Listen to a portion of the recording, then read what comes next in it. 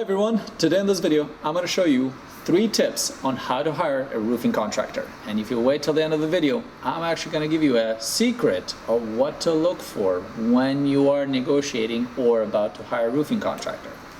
Let's not waste time, and I'm going to go with number 1, checking if the contractor has a license, insurance, and by insurance I mean bond, general liability, and workers' comp.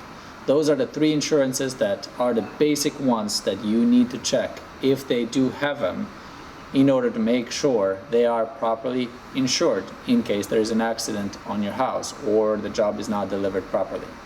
What are those again? General liability, usually it's a $1 million combined. It covers you for any accidents, any things that happens to your house, building, whatever that is. So make sure you are added as an additionally insured on the insurance. So let's say you're hiring the roofing contractor, ask them to add the name of the owner, so it could be an entity or a person, in their certificate. Ask for the workers' comp, ask for the bond. They'll be able to give you all those 3 copies. Make sure you keep that in the record with the contract whenever you decide to sign, if it's going to be the contractor you're going with.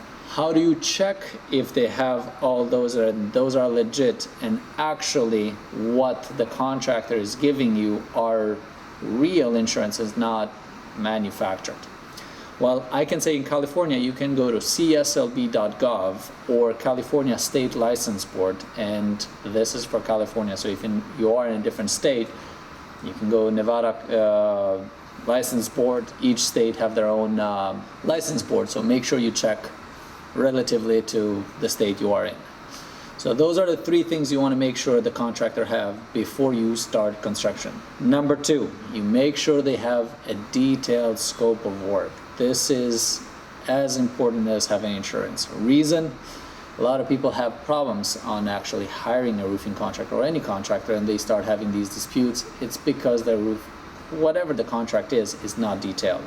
And I actually have printed an example of a scope of work of how it should look. But basically what we do is we go phrase by phrase of what we're exactly doing, what are the materials that we're adding, what is the manufacturer, details. Even though the owner or whoever is in charge that is signing the contract might not understand what it is, all these wording, because let's be honest, not everybody's a roofer, so you might not know all the parts of the roof. However, ask to have it as detailed as they can. Reason, there are 2. 1, you can compare this whatever contract that or estimate that anyone is going to give you to the other person that is going to give you. I recommend getting 3 bids, so when you compare them you want to make sure if they're including everything in their estimate or not. So like I mentioned, you want to include a detailed scope of work. This is actually a little bit longer, has a title. In this case is the main house. This property have different houses, has main house, guest house, and a separate garage, so I took just the main house part of it. What is the title? In this case is going to be GAF, Composite Shingle Cool Roofing System, and that's the price. It says demolish. It literally says an example is 1 layer of existing roof. Let's say if it's 2 layer, many times people tell you, oh, I'm going to demolish 1 layer of the roof, but the roof has 3 layers, and then before they even start, they tell you, oh, well, there is a change order. Here I'm giving you 1 layer, but there are 3, so I got to charge you extra. That is the reason why they have to come and inspect.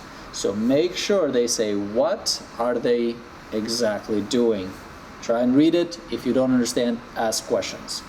So the detailed scope of work not only makes and avoids the disputes, but it gives you the opportunity to actually be able to compare the quotes and make sure you are getting the right price, which this leads to number 3. I like to call it comparing quotes.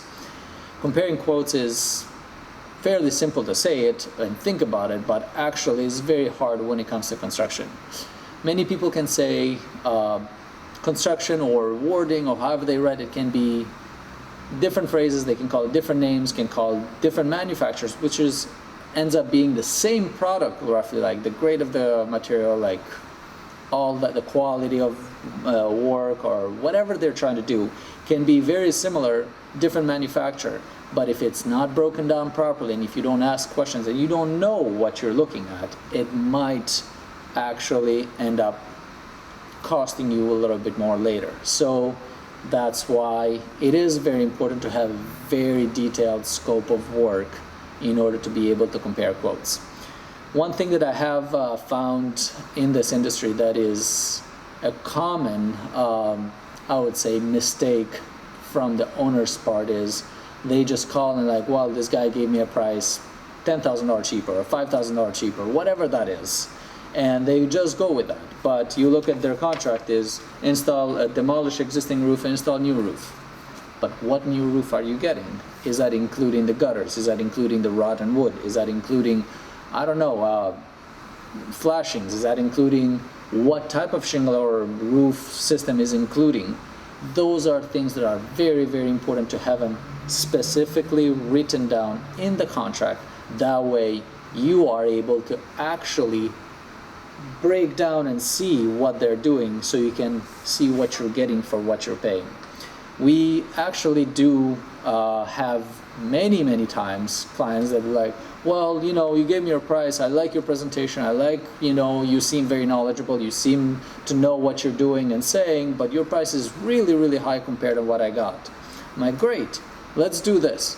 Show me your price, show me the estimate you got. Cover, I don't have to see who's the company, what's the price actually you got. Just let me see the scope of work, let's compare them both together, and then we'll actually be able to make sense if we are comparing the same things. Because many times you'll get something that maybe is not code compliance, or maybe they're not doing the entire thing, or maybe they're not including the entire scope of work, which a lot of contractors unfortunately tend to do. The reason is, it is a very easy way to get in and get somebody's job by going on a super cheap price, which it's not including the whole scope of work you're asking them, but they tell you, well, that's not included, that'll be extra after you start work.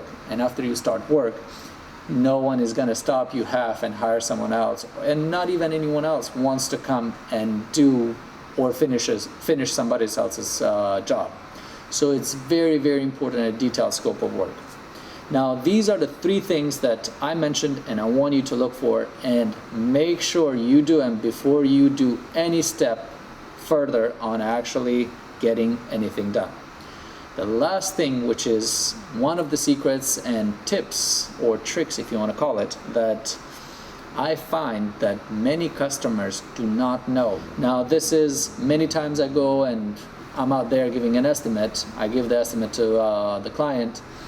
We all know that a roof that's been for 20 years or whatever and it's been leaking, chances of having rotten plywood underneath it is very high. Now, do we know how much plywood can be rotten? We do not, and no one can, because no one have X-ray eyes to be able to see what's underneath it and to see if the plywood is rotten or not. So many contractors, what they do is they either include the whole plywood to change the whole plywood, and they only fix 2-3 pieces, but they're charging you for the whole thing, or they don't include none of them, and after they demolish it, oh, we have half of this to do it, or they give you a high price just for whatever they want. They can give you their price of what they think it's going to cost.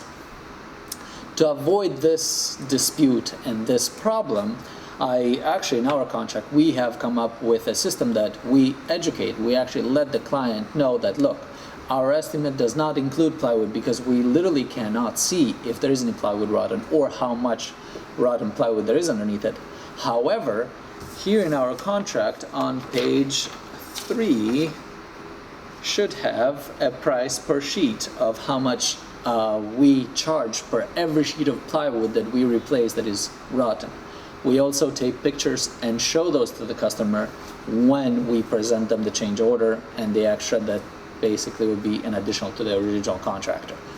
And that is one thing that I have found that keeps an honest and easy relationship with the client, and makes sure that the clients understand and you leave in a good note with the client and a clear conscience. This was all for today. If you have any questions, feel free to contact us, and thank you for watching.